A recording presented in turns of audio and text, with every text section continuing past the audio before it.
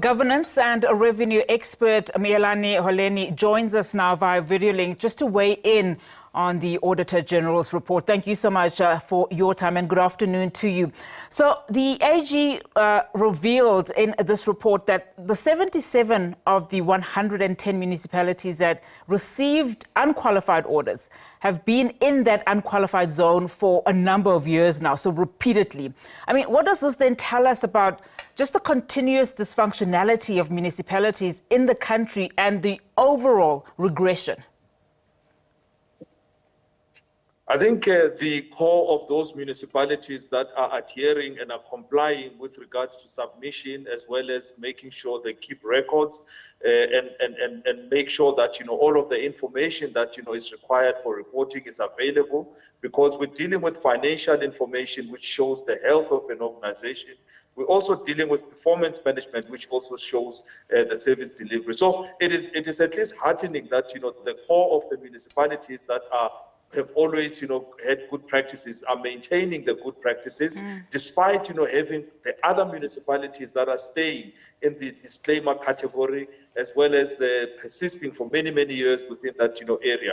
So the dysfunctionality in municipality, of course, we divide it into three, where you look at the first third, which is at least the municipalities that are trying very hard and are maintaining standards and are delivering services, and even though they may be unqualified with matters, sometimes not high emphasis, and then the middle three, which is where things start to be wobbly, and that's where the dysfunctionality comes in. But the bottom third are the municipalities that are in dire need of support and seem not to be adhering. So the regression in terms of where we are shows that those municipalities that were borderline are slipping even more, and we're seeing that after the full year of the sitting administration, those municipalities perhaps have to readjust themselves with regards to the management, the governance, the financial management, as well as the technical management, which speaks to service delivery.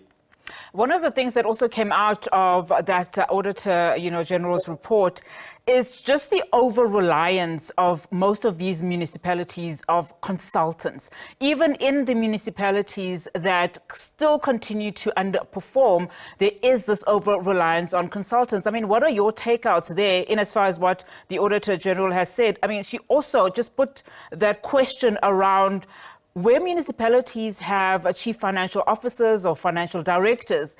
The question then becomes, are they skilled enough to be able to handle the task at hand? To double click on the issue, with those municipalities which have over-reliance on consultants, you will find that there's a high vacancy rate, or these chief financial officers, the budget officers, the revenue officers, and various people who must play a role within the financial management and the revenue management. You may find more often that they are acting in those positions. They are not substantive. You will find more often than not that those positions are also being rotated, where someone is having to act for 3 months or slightly more, and are not able to cement themselves with regards to taking responsibility of the particular function within there. You'll also find that, in those municipalities, there will also be some form of political instability, where they are not sure with regards to how to who is going to take leadership, who's going to support the process. So there's a leadership issue, there's a management issue. There are vacancies that tend to plague those particular municipalities, where you find that the acting chief financial officers have really no strength to be able to take the department forward. I mean, as things stand, just continuing on your leadership rhetoric, as things stand, only 34 of the 257 municipalities in the country had obtained clean audits, as we said in our introduction, with, of course, Cape Town being the only metro. I mean, what would building capable institutions with good leadership entail? I'm especially keen to hear in terms of the responsibility of national government at this point. Well, national government has a crucial role to play. We will know that the municipal or the departments that are responsible or have oversight upon municipalities being National Treasury, being COGTA. Those are key municipalities. National Treasury on the one side, or the financial as well as MFMA reporting. On the other side is governance, which will come from the COGTA. So those are crucial departments, but not only those, but the provincial COGTA departments as well as the provincial treasuries also have a role to play, because that is also enshrined within legislation. So the support that should be offered to those municipalities is a cohort of skills in the areas where there's shortage of skills, to be able to support, crucial functions, because the financial statements are a makeup of all of the different aspects within a municipality. You will appreciate that, on the technical side, where there's construction of assets on the ground, it may involve engineers, and engineers, may not always be readily available within those municipalities. So in this case, the likes of COGTA through MISA, Municipal Infrastructure Support Agency, should be able to provide a cohort of resources that would support the engineering side.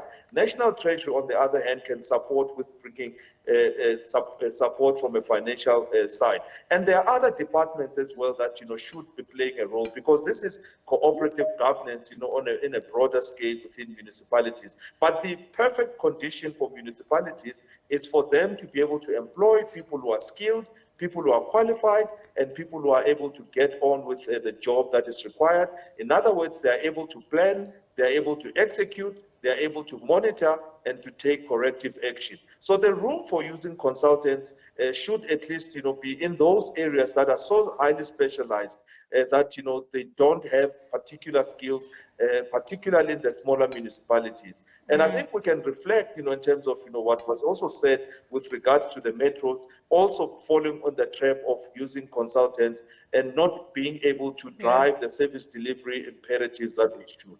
Yeah, I mean, all of these things are really intertwined in as far as, the Auditor General's report. And of course, we've seen what the Statistician General has also said in terms of crime levels and service delivery. We're also seeing that in KZN with the raids of those hijacked buildings. I mean, all of this just do all speak to each other. But thank you so much, Miyelani, for your time. Let's leave it there for now, of course. That was governance and revenue expert Miyelani Holeni there for us.